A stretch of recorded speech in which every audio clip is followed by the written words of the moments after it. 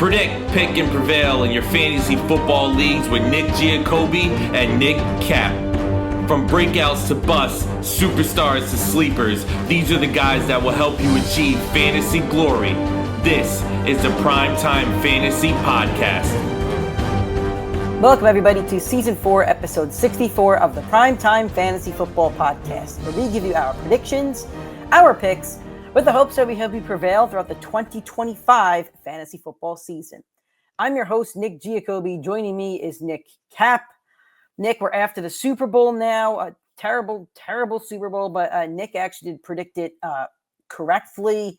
Our playoff fantasy format that we do is finished up. I unfortunately finished in third place. I got Xavier Worthy on Super Bowl Sunday with the garbage time, but our past Super Bowl, kind of into the offseason, and today we give you kind of the first step of our 2025 fantasy football season content. Yeah, it'll be fun.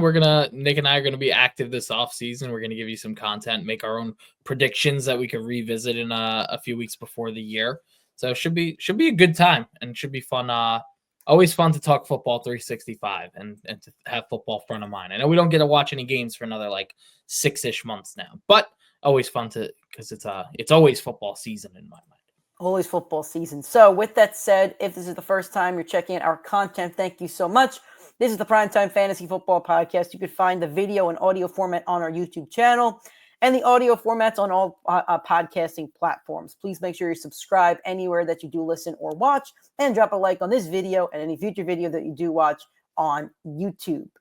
Today, we are giving you 4 draft risers. So basically, we've already looked at the preseason rankings for the 2025 fantasy football drafts. Me and Nick are going to go position by position and give you a quarterback, a running back, a receiver, and a tight end that we think is going to rise before your draft day come August 20th, 30th, anything like that. So we are going to, I'll show you this first.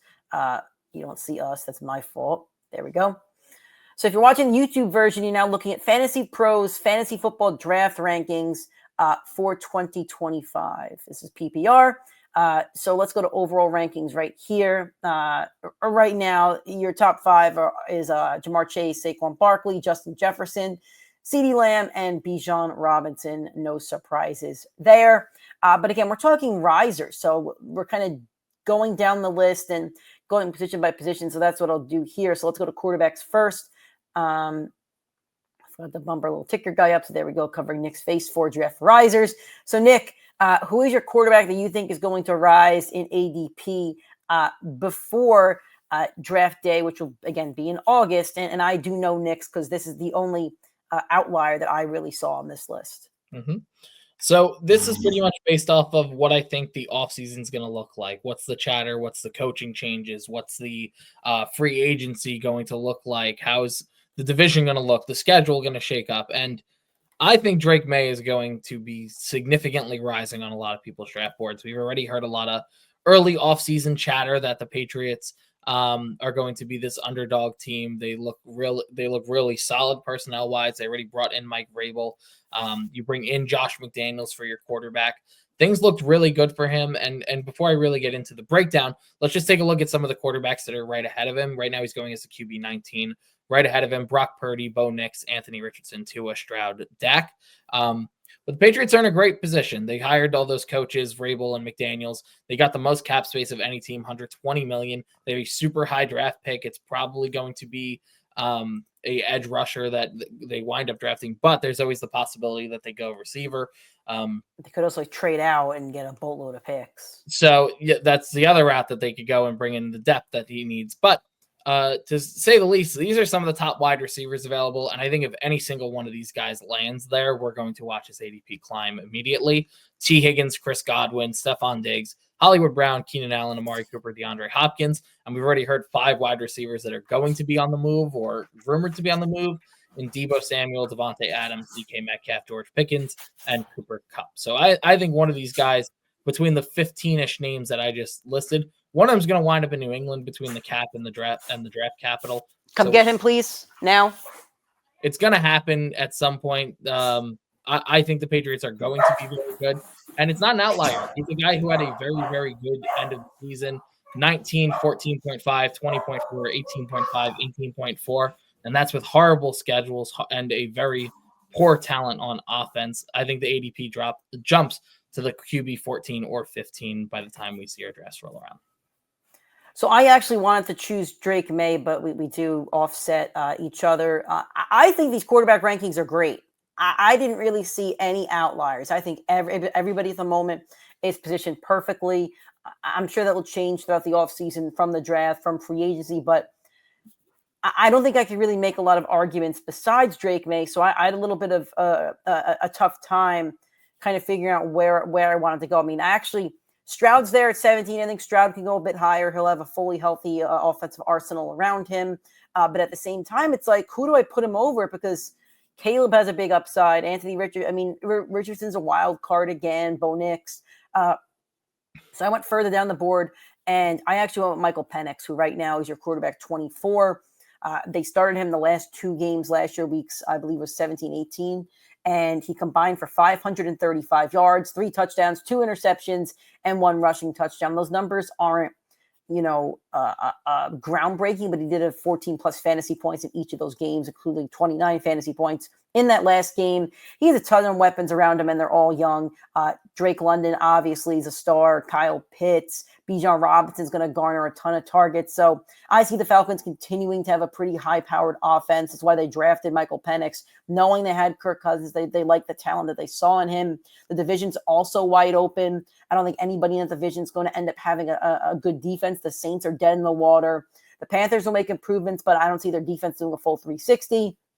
And same thing kind of with the Bucs, who have to pay some guys offensively. So I think we'll have pretty much a favorable schedule. I think we'll have favorable opponents. He is facing the NFC East. So I don't know what the status of Knicks Jets defense is going to be next year, but they won't be the defense that they were 2 years ago. The Dolphins will have a favorable defense. I'm sure the Patriots will have a favorable defense. So I think Penix's schedule will be favorable. I think he'll be a fine backup quarterback to draft. But this is a tough one. I'll be honest with you. This really was a tough one. I really do like kind of where everybody's ranked at the moment when it comes to the quarterbacks. So moving on to the running backs, who would you say is your running back riser at the moment?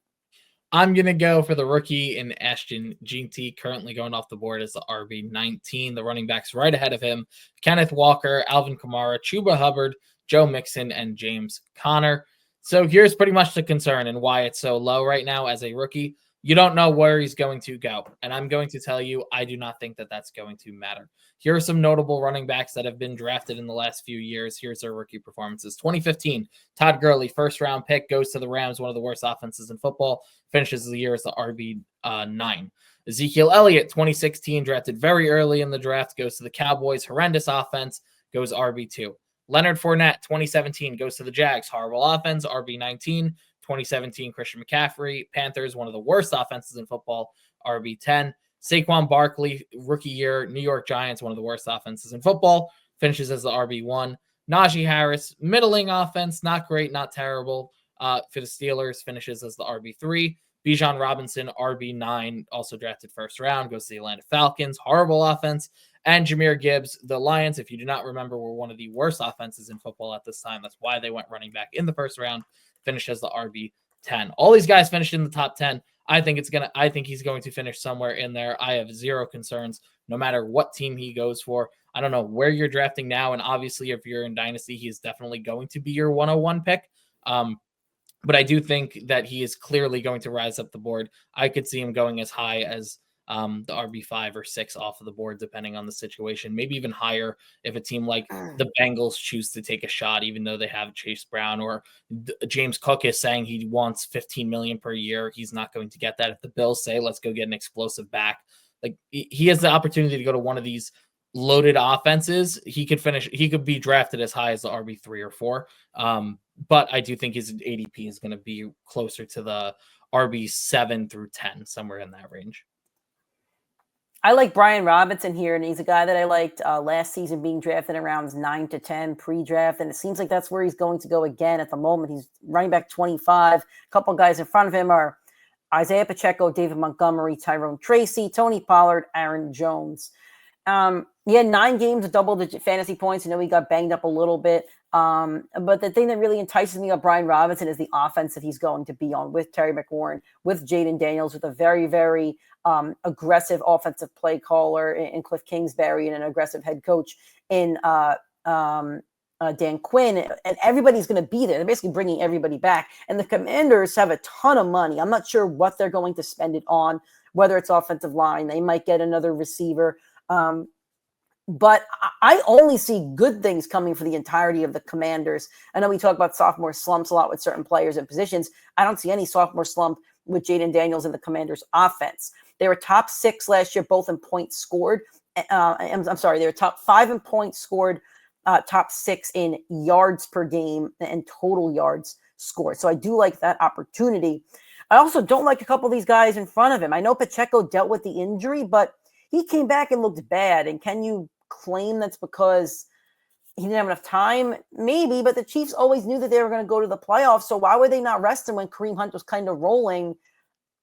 I think Pacheco's lost a step a little bit, Nick. And I would be very, very weary to draft Pacheco next year. That's a red flag to me. Connor looked good last year, but he's now another year older. He's 29 or 30 at this point. Montgomery's a running back 2 in Detroit, and he gets a lot of goal line looks, but man, the Jahmyr Gibbs looked great towards the end of the season.